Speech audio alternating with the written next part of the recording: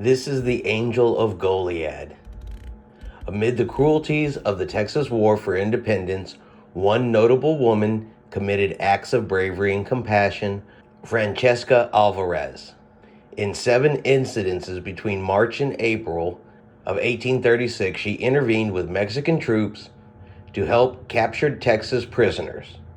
On March 20th, 75 men of a Nashville battalion were captured as they unloaded their ship. She insisted that the binding cords which cut off circulation be removed and food and water be provided. These men were moved to the Presidio La Bahia at Goliad, where hundreds of Colonel James Fannon's troops were already held after their capture.